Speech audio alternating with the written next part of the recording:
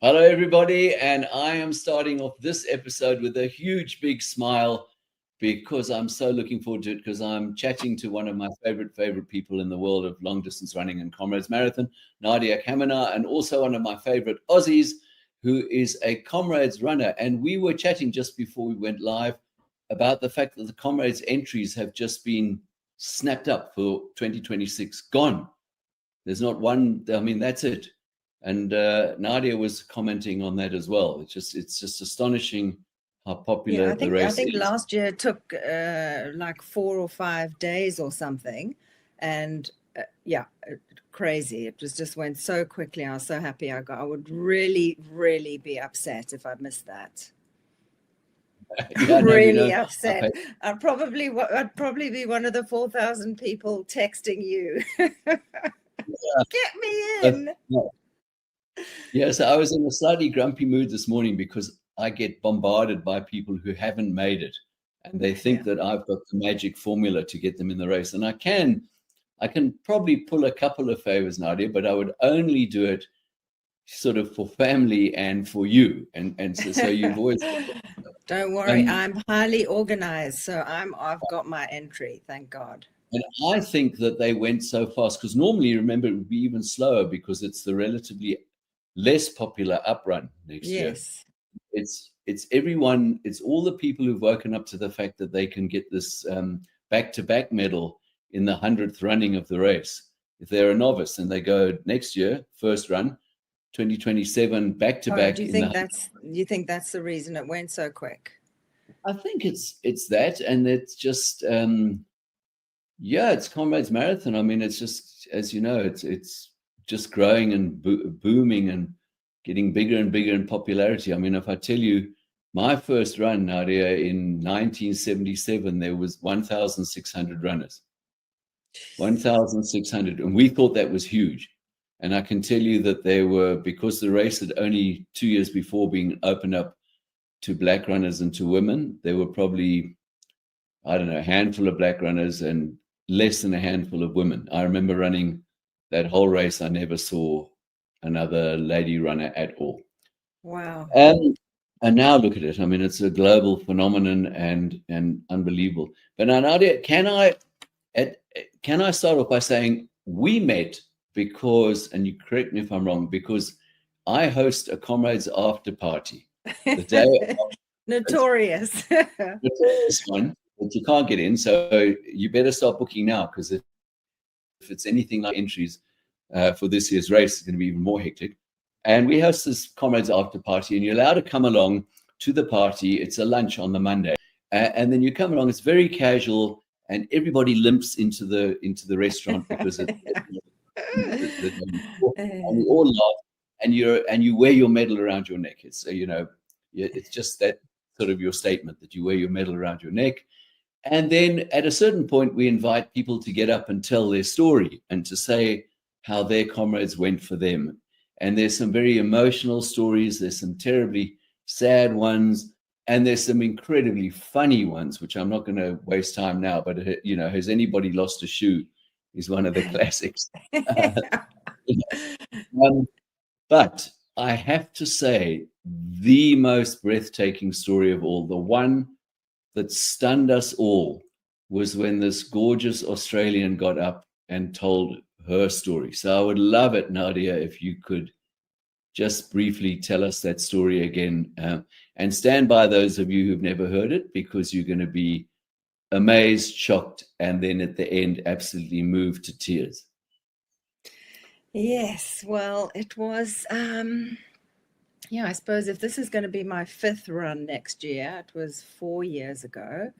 And yeah, I didn't really know about the after party, and a friend of mine had organized us tickets, and she said, "Look, I've told Bruce a little bit of your story. Do you mind if do you want to get up and tell your story?" And I was like a little bit nervous to do that because it was a big room of people and it's a very personal story, and and the lead in was sort of what was your comrade's moment for as that's your story, what was the moment for you in this race? And so I started off with telling people that the most incredible moment for me at my first Comrades was not during the race. It wasn't even getting the medal. It was because I was just still in so much shock and pain and agony. And I'd said to my husband, this is the hardest thing I've ever done. Don't ever let me come back and do it again. And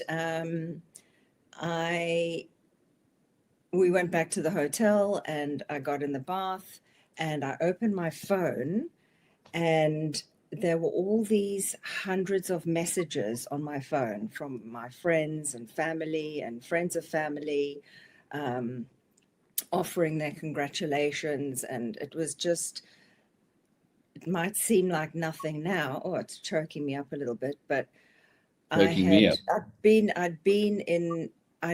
in rehab, and I'd been a drug addict and addicted to alcohol for a long, long time. And I think I was probably 8 years into my sobriety journey at that point. And it was just such a moment receiving all of those messages of love and support, because previously I'd been in a drug and alcohol rehab, and I was away for 3 weeks as usual with rehab, and I came out of that rehab and there was not one message on my phone. No one missed me. No one sent a message. I had lost all of my friends. The only people really that were there supporting me were my family. And so actually running the race, getting to the start, doing the training, finishing the race, receiving the medal, that wasn't the moment. The moment was when I received all of those messages of love. And more importantly, because I was then sober at the time, I was actually able to receive that love. I had destroyed myself with drugs and alcohol for a number of years, really just down the path of self-destruction and carnage, put my family through hell. And to actually get to a point when you can claw yourself back and feel able to receive the love from all those people, that was just such an amazing feeling, was to be able to actually receive all of those messages and feel supported. And it's such a, I suppose when you're an addict, you are in such a state of self-loathing, worthlessness, just destruction, self-destruction. And to come away from an ultra like that is just so hard. God, it's so hard, but it's so amazing. It's such an amazing experience. It's just such an esteemable thing. And, my recovery now is all around running and health and fitness. And that was 12 years ago. And it's just, yeah. And for me to do those things, to make a decision to do an ultra, to finish it, I've done many, many ultras, lots of hundreds, Comrades, lots of mountain races. I'm a trail racer. So all of those, finishing all of those races is really how I've built back my sense of self-respect and no longer feel the need to destroy myself. It's all about preservation, being able to keep coming back to Comrades, to and to support other athletes to do the same. I really enjoy encouraging other people that are in sobriety to do these amazing, courageous events. So that was the story that I told in that first Comrades party. And then since then, we've had injuries and, oh my God, drama as the years go by. So the story gets a little bit more embellished, and it's just a great metaphor for life, really. But when you do these incredible events, it's just I don't know, you're just so connected and you love all of these people that you don't even know that you're running with, and you just really want them all to finish. It's just it's sort of like a sense of, affection for so many people. And it's just such an amazing event that, yeah, I just want to keep coming back, because it also reminds me of, where I came from, which was so self-destructive, and just, I was going to do this and I was going to do that, and I just never got anything done because I couldn't get out the front door. And, now I run sort of 80, 90 Ks a week, and I'm always thinking about Comrades when I'm running. And the year is planned around, don't talk to me. I'm not going anywhere in June except to South Africa. So that's it's become very much a focal point for my self-care and love, and my encouragement of other people to do the same thing. Maybe if it's not Comrades, just look after your body so you can keep going for longer.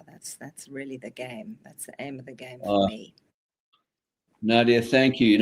I know your story, of course, and I've heard you tell it before, but I have to tell you, I became emotional while you were talking. And I have to say that now that you've just done is the definitive version. That is the one that's going to get us both the Oscar. It was just from the heart and from the soul. And I promise you, wait for the reaction. But let's get down to maybe just some questions about Comrades. And that is, first of all, where did you hear about it? How did you learn about our race? Well, when I started on my sort of recovery journey, I sort of got into the first race I ever wore a bib or had even run on a trail was one in the mountains here, the UTA 50 race. And I did that with a crew of people locally. And I remember crossing the finish line, and my first thought was, I want to do the 100. I think the extremism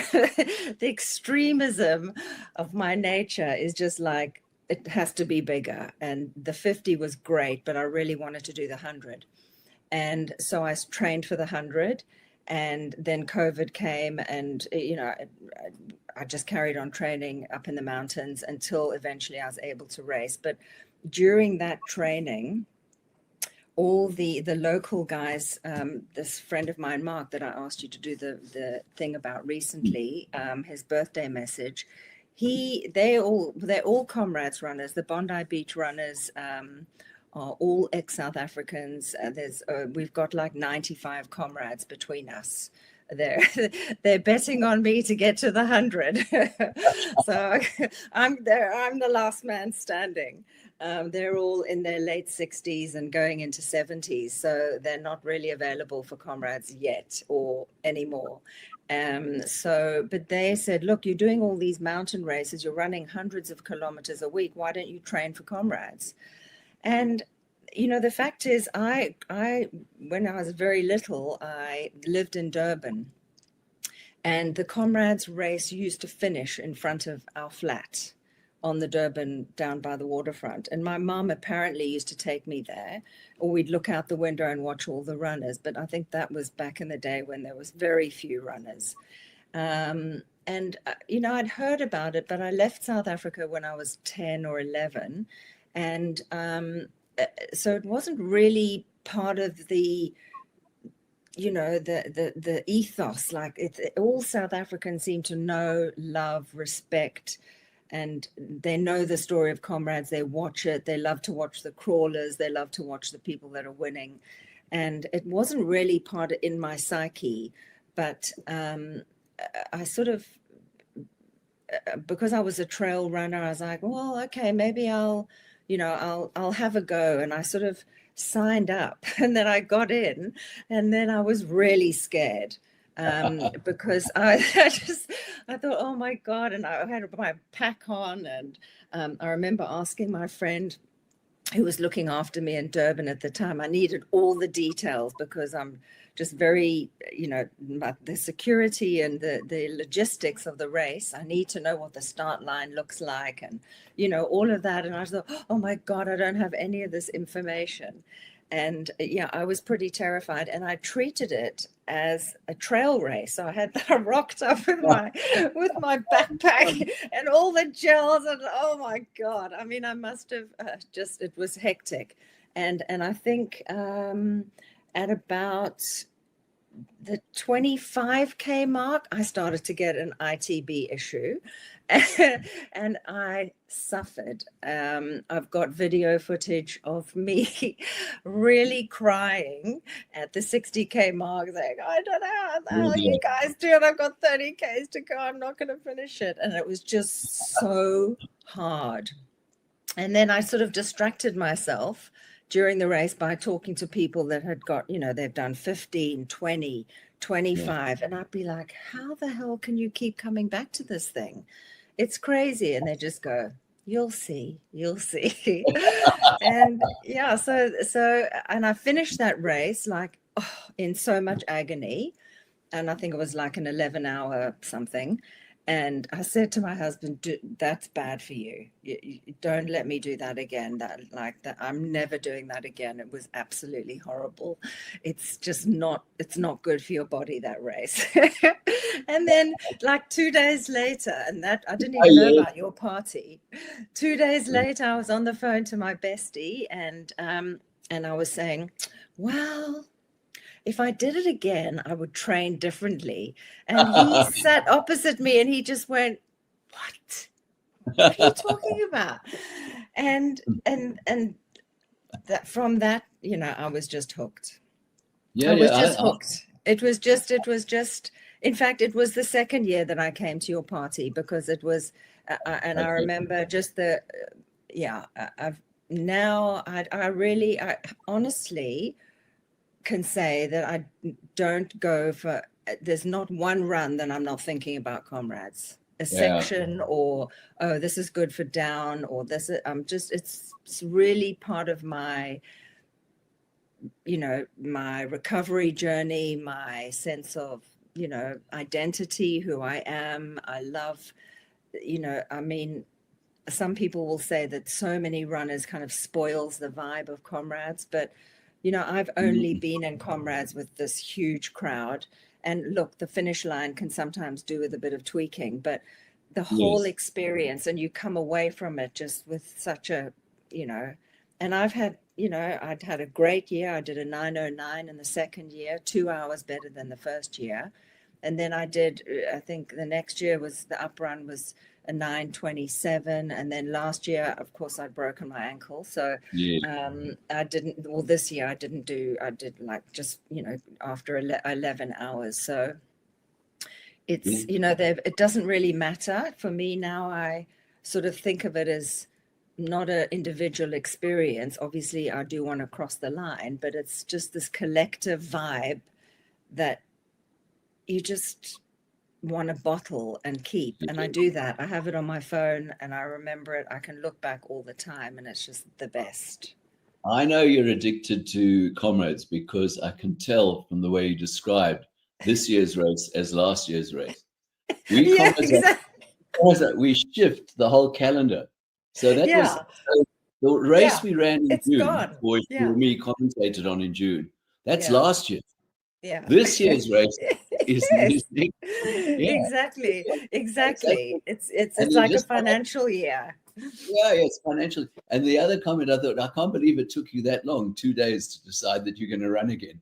I just, oh my God, my body was so sore. Yeah. But just the sense of achievement is just, but it's also the achievement of everyone and the collective hobbling and all of that, that's also, it's part of the vibe, So Nadia, do I ever miss it? Because my last one was 2012, and I finished with Zola, which was so memorable, with Zola Bud, which was so memorable. I don't miss it on the day. I'm so involved. I commentate and I'm involved in this. When do I miss it? I miss it when all of you guys are limping, and I'm Yes. not limping, and I Yes. wish I was limping, because Yes. it doesn't matter whether you did 5.5 hours or you just beat 12 hours. You are Yes. all brothers and sisters in arms, and you have Yeah. this wonderful bond where you Yeah. just look at each other and smile. And Yes. you don't do it, but the drive back, for those of us who drive back to Johannesburg or some of the Yes. other towns and cities, you stop at a garage or maybe a place where there's a hamburger joint and everybody's getting out to have food, and you watch these people trying to pry themselves out of their car, and you just And you laugh.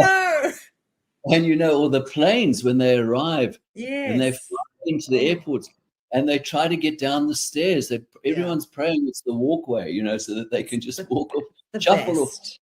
But it's the greatest thing. And It's so, the best feeling.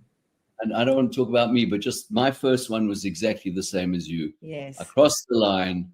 My father held me up, and I said, "I'm so proud of myself that I've done it. I'm a Comrades runner, but never, ever, ever."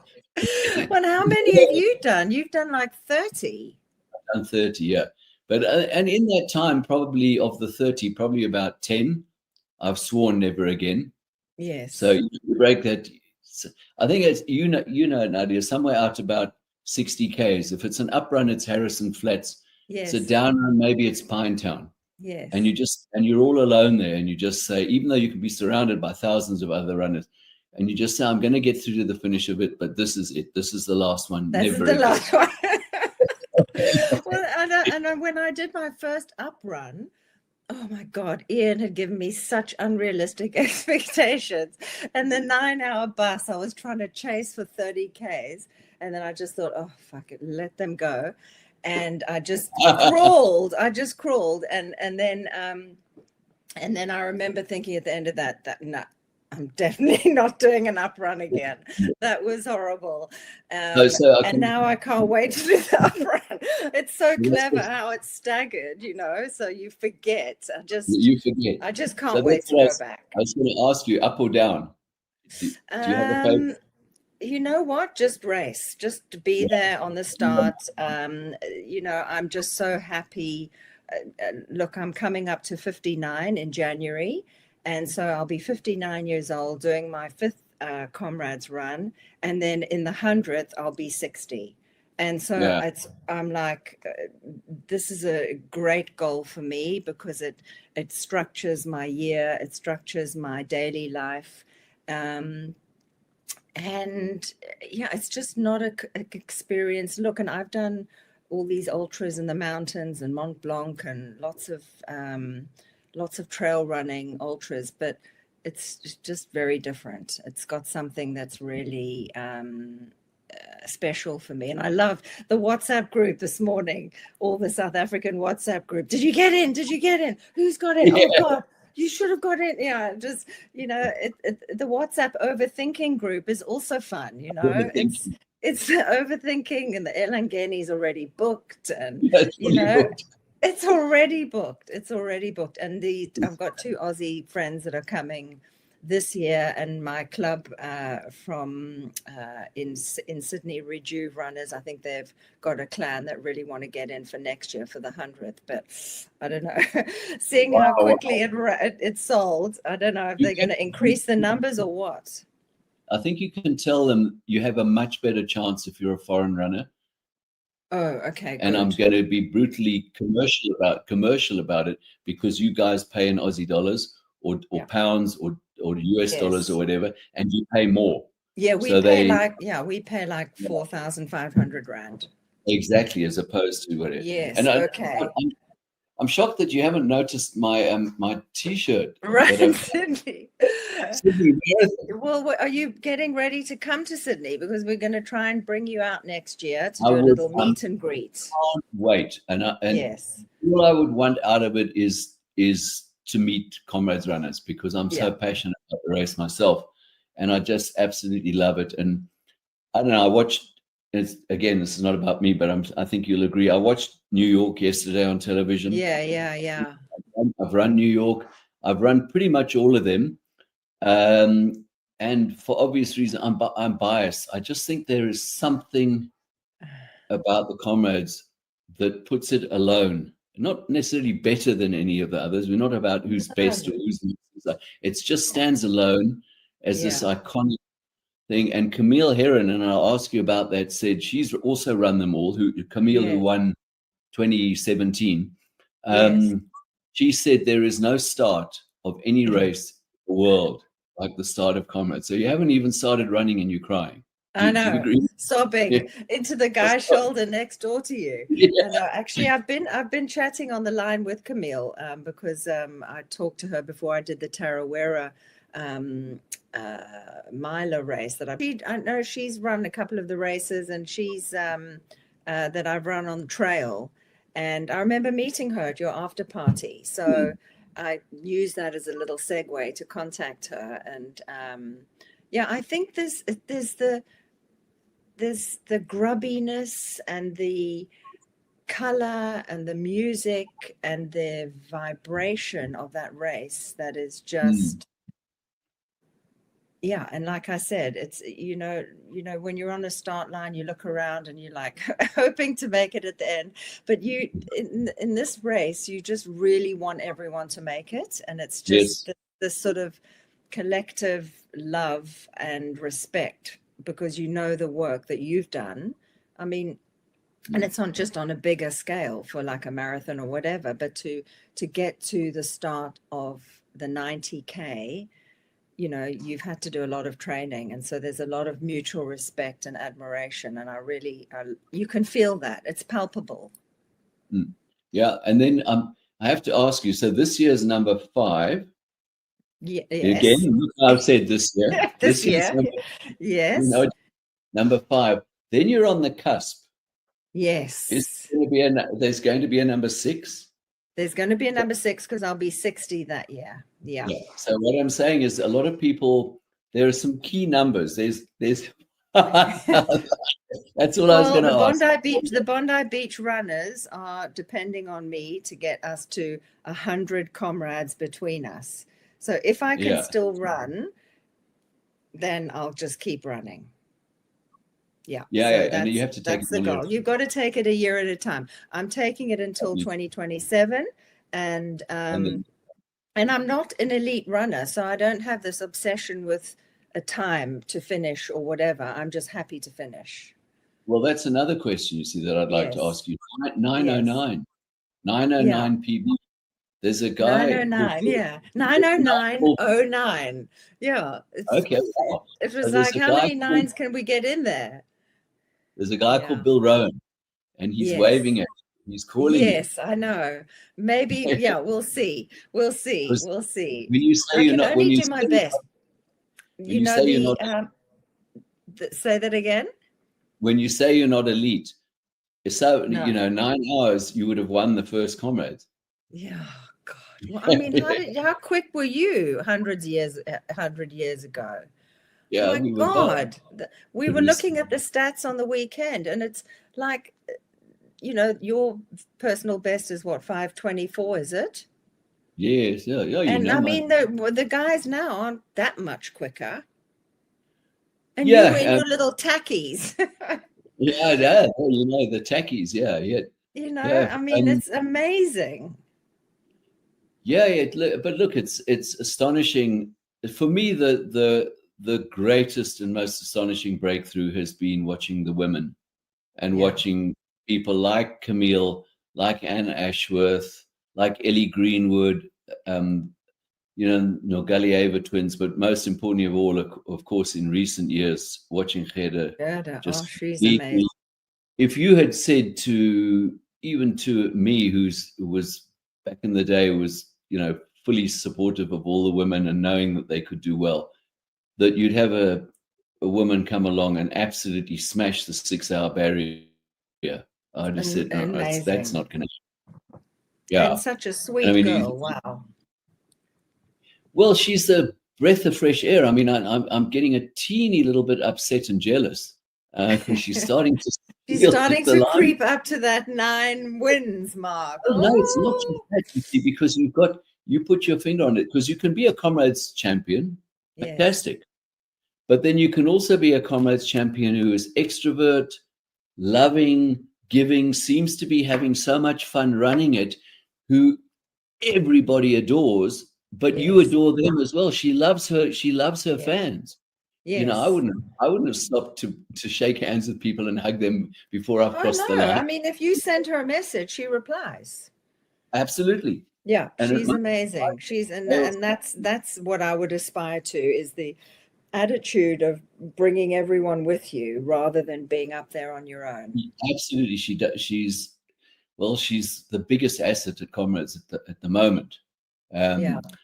Unbelievable. But okay, we've been talking about Comrades, and I know I'm sort of aware of time and that. But Nadia, your other races, your trail races, because speaking personally, trail and I do not mix. I fall.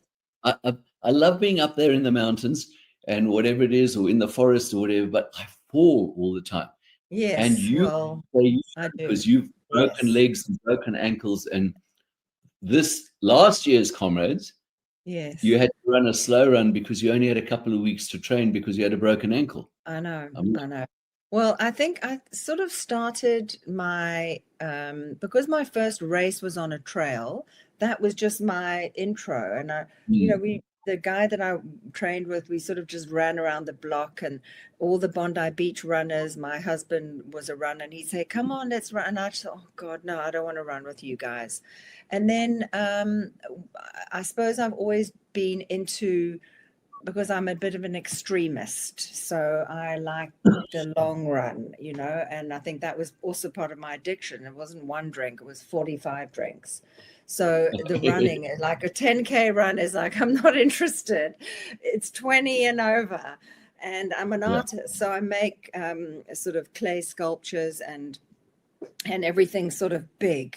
There's always this extreme, and I think but the trail, since I've been training with my coach here, I've speeded up a lot on the road, and that hasn't translated well for me on the trail because I've got vestibular problems, and I also do trip a lot.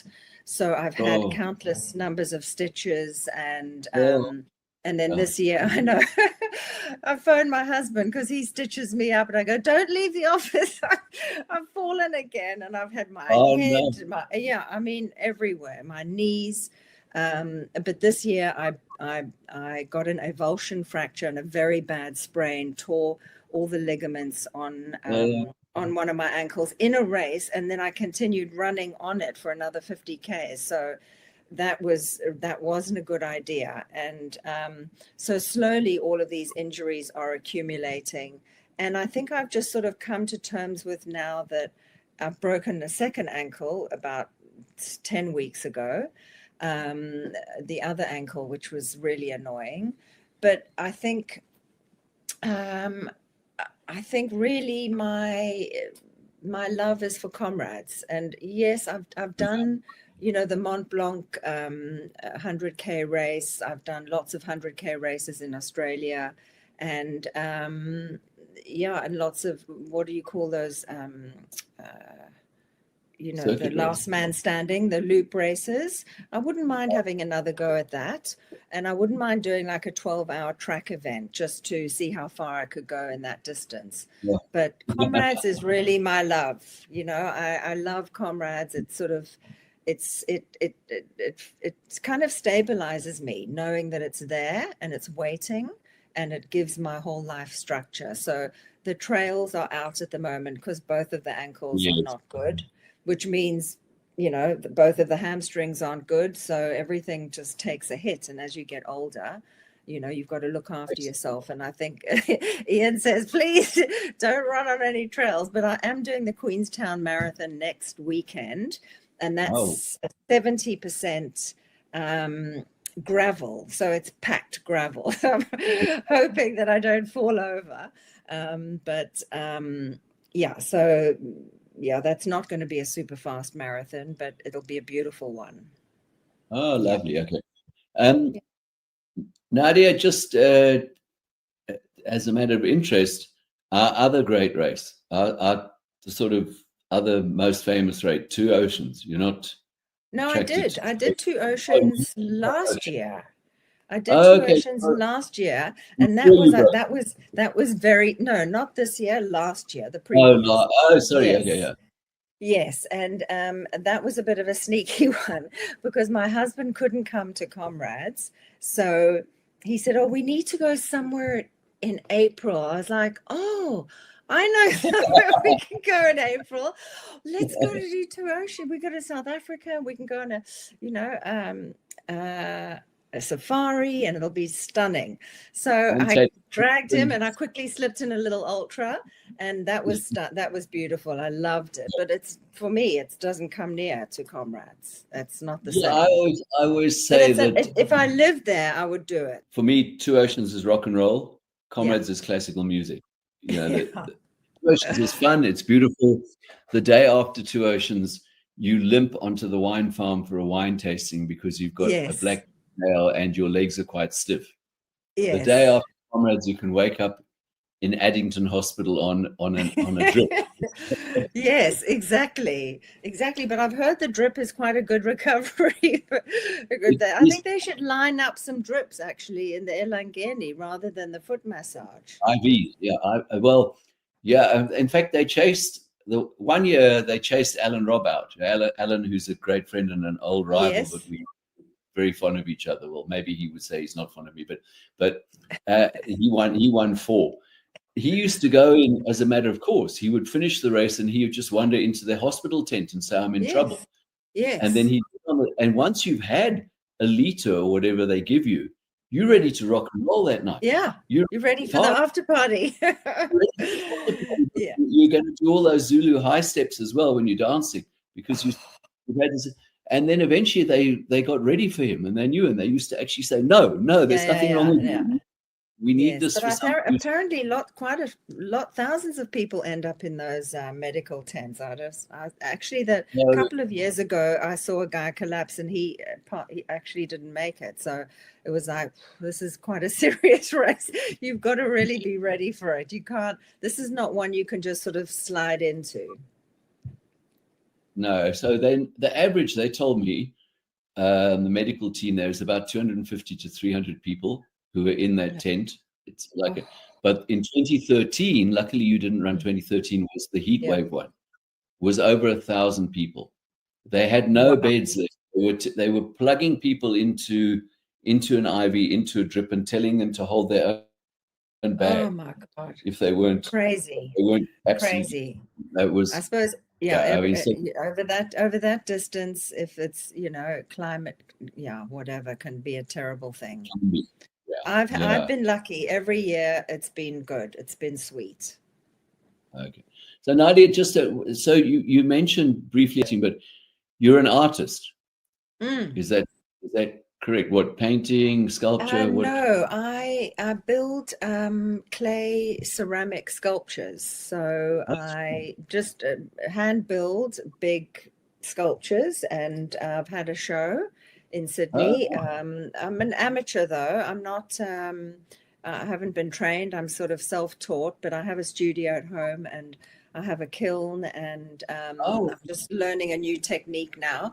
But I'll probably have another show in February or so next year, because I've got quite a big body of work that I've been building for the last 3 years. So it's the perfect combination for my ADHD brain. It's like the long running settles me, and then I can go into the studio and I can build big sculptures for hours and hours uninterrupted. So it's really good.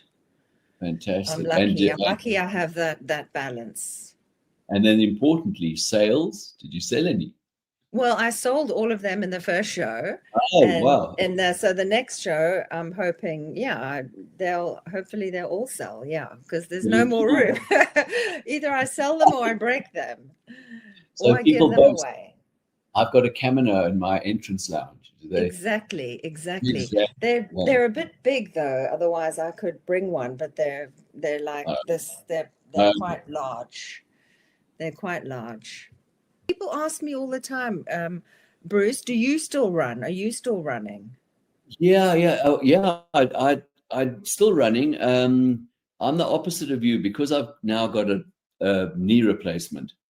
My surgeon, when he completed the operation, he said to me, Bruce, he said, Fordyce, I know you're going to run, so carry on running because the artificial knee can take it. He said, but do me a favor, stay away from the marathons. So I'm more half. And then we started in South Africa, we started parkrun. Yes. And that's 5Ks. I think I'm quite a valuable part of the commentary team, and they need me. Definitely. Because I can tell everybody in the world, Nadya Caminer is just about to start. She's just about to start 45th cut. And my fellow commenters say, how do you know? And I say, because I know that crash barrier. I know that crash barrier well. So that's how well I know and so they need, and then I also know the history of the race. If you pop a year at me, I'll tell you who won. So, and what happened that year, whether it was up or down. So they need me, and I think my role is quite valuable there. And as we go into the 100th, if I were running the 100th, I would have to wrap myself in cotton wool, stay away. Whereas I actually need to be more visible and promote the race. It's not a job, it's a love. So promote the race, give the speeches, do the stuff. Sign the you're part of the history of the race, so it's so important that you're there doing that. So everyone knows you. How do you know Bruce? I don't know. I said, I don't know. He's my mate. Anyway, Nadia, thank you. I think thank you. That this is going to be one of our most popular ones. And let me tell you, I've chatted to winners.